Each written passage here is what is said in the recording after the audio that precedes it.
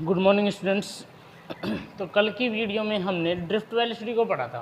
तो बहुत सारे स्टूडेंट कह रहे थे कि सर वीडियो में आवाज़ ठीक से नहीं आ रही, तो आज हम फिर से उस वीडियो को एक बार फिर से रिपीट कर रहे हैं बढ़िया आवाज़ के साथ में। आराम से आपको अब सब कुछ समझ में आ जाएगा। चलिए तो स्टार्ट करते हैं।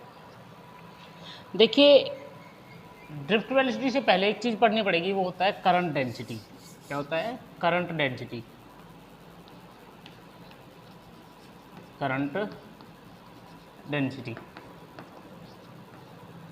तो करंट डेंसिटी क्या होती है, इसे हमें अच्छे से समझना होगा कि करंट डेंसिटी क्या होती है। देखिए, अगर कोई कंडक्टर वायर है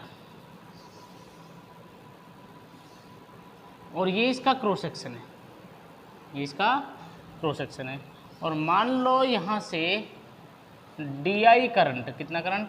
DI करंट इस DA क्रॉस सेक्शन एरिया, कितना cross section area? DA cross section area, टिनी part मान लिया, इसके साथ में थीटा एंगल पे जा रही है।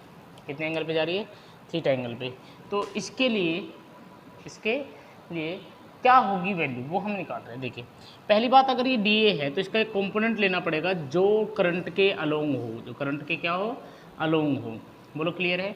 मतलब करंट जो है वो परपेंडिकुलर होना चाहिए किसके? क्रॉस सेक्शनल एरिया के। क्रॉस सेक्शनल एरिया के जो क्रॉस सेक्शन है उसके परपेंडिकुलर होना चाहिए। ठीक है, यानी कि वायर का अगर ये क्रॉस सेक्शन है तो इसके जस्ट परपेंडिकुलर, यानी कि एरिया वेक्टर की डायरेक्शन में, along to the direction of area vector current flow होना चाहिए। तो DA का इधर कंपोनेंट आ जाएगा DA कोस थीटा। तो रियलिटी में J को क्या लिखा जाएगा? J को लिखा जाएगा DI upon DA cos theta. तो फिर DI इज इक्वल टू क्या लिखा जाएगा? J into DA cos theta. तो DI इज इक्वल टू, देखो ये J DA कोस थीटा, ठीक है, J into DA cos theta, मतलब ये क्या हो गया? J vector dot DA vector, मतलब current density vector quantity. Current density कैसी क्वांटिटी है? Vector quantity. तो क्या फॉर्मूला निकल के आया पहले बताइए? ये क्या है? एरिया।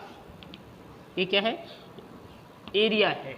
और ये क्या है? DI करंट है। अब ये दोनों क्या है? परपेंडिकुलर है। क्या है? परपेंडिकुलर है। तो क्या कहता है? The current density defined by, the current density defined by in term of ratio of current, in term of ratio of current and area when current passed by conductor, when current passing through the conductor as perpendicular, बोलो clear है? मैंने क्या कहा? the current density defined in term of ratio of current and area, बोलो clear है? current and area when current pass perpendicular through the cross section, बोलो clear है? Perpendicular पास होना चाहिए। बोलो क्लियर है? Current density is a vector quantity, current density is a vector quantity. ठीक है भाई?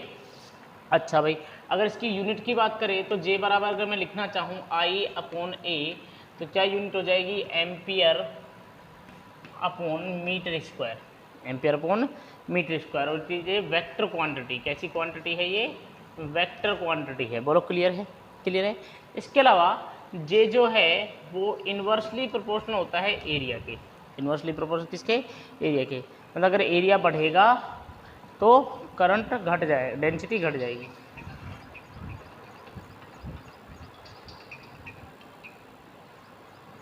अगर एरिया बढ़ जाएगा तो करंट डेंसिटी क्या हो जाएगी? घट जाएगी। ठीक है भाई? क्लियर है? यहाँ तक चीज़ें समझ में आ रही है? J is inversely proportional A। ठीक,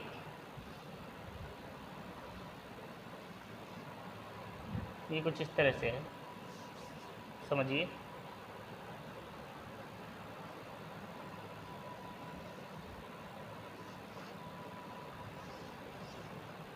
ये करंट इस तरह से पास हो रहा है, मान लो। अब इसका क्रॉस सेक्शन एरिया है A1, इसका A2 और इसका कितना है? A3, और करंट वही है I। तो यहाँ पे आपको पता चल रहा है कि A1 इज ग्रेटर देन किसके है? A2 के। A2 इज ग्रेटर देन किसके है? A3 के। तो करंट डेंसिटी क्या हो जाएगी? अपोजिट, मतलब J1 इज लेस देन किसके होगा? J2 के। और J2 इज लेस देन किसके होगा? J3 के। मतलब सबसे ज़्यादा डेंसिटी किसकी होगी? J3 की, थर्ड वाले पार्ट की। तो यहाँ तक हमें चीज़ें समझ में आई। अब हम पढ़ते हैं relation between current density and relation between current and drift velocity. Relation between current and drift velocity, बहुत इंपॉर्टेंट रिलेशन है।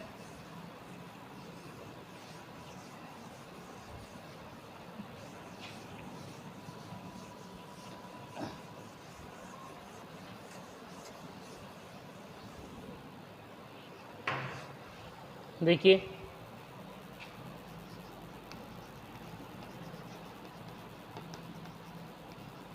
Relation between current and drift velocity,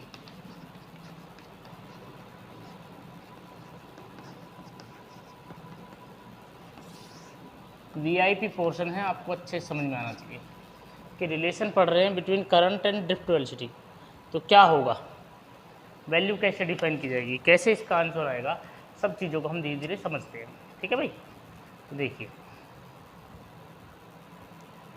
आपको बातों को ढंग से समझना होगा तो आपको चीज़ें क्लियर लगेंगी। देखो करंट का मतलब क्या होता है, मैंने आपको बताया था फ्लो रेट ऑफ चार्ज, मतलब टी टाइम में क्यू चार्ज गए तो क्यू अपॉन टी को क्या लिखा जाएगा, आई, क्यू अपॉन टी को क्या लिखा जाएगा, आई लिखा जाएगा। यही सिंपल रिलेशन होता है। अब सोचो, मान लो, अब इससे पहले हमें एक चीज़ पढ़नी होगी, वो होता है चार्ज डेंसिटी, चार्ज या फिर इलेक्ट्रॉन डेंसिटी। ये क्या होता है, इसको रिप्रेजेंट करते हैं स्मॉल एन से। अब ये क्या होता है, ये होता है number of electrons at per unit volume. भाई एक यूनिट वॉल्यूम में कितने इलेक्ट्रॉन हैं, इसको रिप्रेजेंट करेंगे हम एन से, number of electrons at per unit volume. तो देखिए समझिए अब चीज़ों को। देखो मान लो कि मेरे पास एक कंडक्टर है,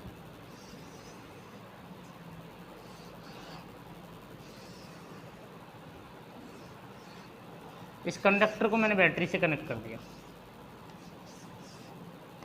प्लस माइनस V वोल्ट दिया, पोटेंशियल दिया V वोल्ट का। अब मान लो इसमें जितने भी इलेक्ट्रॉन हैं वो सारे के सारे ड्रिफ्ट वेलोसिटी से मूव कर रहे हैं, ड्रिफ्ट वेलोसिटी VD से मूव कर रहे हैं। ठीक, अब मुझे निकालना है करंट, मुझे क्या निकालना है, करंट रिलेशन। तो मैंने क्या किया, दो सेक्शन मान लिए। पहला एक सेक्शन जिसका नाम मैंने दिया AB, एक दूसरा सेक्शन जिसका नाम मैंने दिया A डैश और B डैश। ठीक भाई, अब मान लो कि ये इलेक्ट्रॉन यहाँ पहुँच गए, ठीक, राम शाम गीता। अब इन्होंने यहाँ से चलना स्टार्ट किया,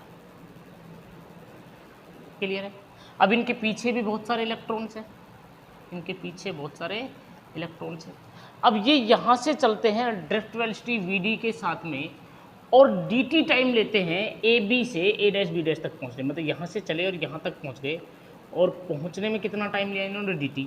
तो कितनी डिस्टेंस ट्रेवल की होगी, डिस्टेंस क्या होती है, वेलोसिटी इंटू टाइम, और वेलोसिटी इंटू टाइम, कितनी वेलोसिटी थी VD, और टाइम कितना लिया dt। तो मतलब AB से A डैश B डैश तक की जो डिस्टेंस है वो हो गई VD dt। बोलो क्लियर है। अब इनके पीछे पीछे और इलेक्ट्रॉन्स आ रहे थे, तो मेरी बात सुनो, dt टाइम में इस AB सेक्शन को क्रॉस करने वाले इलेक्ट्रॉन कहाँ होंगे, आप बताइए। dt टाइम में भाई यहाँ से ये चले, ये चल के यहाँ पहुँच गए, ये वाले इलेक्ट्रॉन चल के कहाँ पहुँच गए, यहाँ। तो उतने dt टाइम में, उतने ही dt टाइम में जिन्होंने AB को क्रॉस किया होगा वो कहाँ गए होंगे। AB को क्रॉस करने के बाद अब देखो रामश्याम गीता सीता यहाँ है, इसके पीछे ये इलेक्ट्रॉन है, अब ये पहुँच गए यहाँ, तो ये कहाँ रहेंगे, बीच में, यहाँ रहेंगे, कहीं यहाँ रहेंगे कि नहीं रहेंगे, लॉजिकली बात है भाई। dt टाइम में ये तो पहुँच गए यहाँ, इनके पीछे वाले क्या हुए, इसको क्रॉस करके ये, जब ये इसको क्रॉस कर जाएंगे तो बाकी के फिर इसको क्रॉस कर जाएंगे। बोलो क्लियर है। तो dt टाइम में AB को पार करने वाले इलेक्ट्रॉन, AB को क्रॉस करने वाले इलेक्ट्रॉन कहाँ प्रेजेंट होंगे, वो यहीं तो प्रेजेंट होंगे, क्योंकि रामश्याम गीता सीता अगर यहाँ है तो बाकी के उनके पीछे के इलेक्ट्रॉन कहाँ होंगे, यहीं तो पड़े होंगे पीछे इस हिस्से में। तो मतलब dt टाइम में कितने इलेक्ट्रॉनों ने AB को क्रॉस किया वो निकाल सकते हैं अगर ये इलेक्ट्रॉन पता चल जाए कि इसमें कितने इलेक्ट्रॉन है, इस AB और A dash B dash section के अंदर कितने इलेक्ट्रॉन, अगर इसका क्रॉस सेक्शनल एरिया A है। बात समझ में आ रही है कि नहीं आ रही है। मैंने क्या कहा, सोचो अच्छे से कि भाई समझो कि परेड चल रही है, 3 आदमी आगे हैं, 3 आदमी उनके पीछे और 3 आदमी, ऐसे परेड चल रही है। अब मान लो कि इस पॉइंट की बात करें, अब इस पॉइंट पे 3 आदमी यहाँ खड़े थे, इसके पीछे और 3 आदमी थे इस तरह से, और दूसरा पॉइंट ये है, अब ये पहुँच गए, सेम स्पीड से चल रहे हैं, अब ये पहुँच गए यहाँ, ये पहुँच गए यहाँ, तो ये 3 कहाँ होंगे, बाकी के 3 यहीं तो होंगे, इसके पीछे यहीं तो होंगे, होंगे कि नहीं होंगे, ये अगर यहाँ पहुँच गए तो बाकी के ये होंगे कि नहीं होंगे। तो dt टाइम में इसको कितने लोगों ने क्रॉस किया, इन 4 लोगों ने क्रॉस किया कि नहीं किया, तो वही तो हमने किया कि भाई पहले यहाँ थे, dt टाइम में ये वाले यहाँ पहुँचे, तो बाकी के कहाँ होंगे, इसके पीछे होंगे। तो पीछे वालों को अगर काउंट कर लूँगा तो क्या उन पीछे वालों ने dt टाइम में इस AB को क्रॉस किया होगा, AB को क्रॉस करके ही तो रामचाम गीता सीता के पीछे पहुँचे होंगे, तो यहाँ हम प्रेजेंट होंगे। तो बिल्कुल, तो यहाँ पे जितने भी इलेक्ट्रॉन हैं वही तो ड्रिफ्ट वेलोसिटी निकालेंगे, वही तो करंट को डिफाइन करेंगे। तो भाई सीधी सी बात है, यहाँ के इलेक्ट्रॉन का पता चल जाए। तो भाई एक बात बताओ, if electron density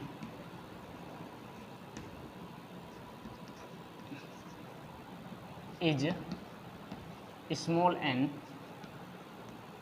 then total electrons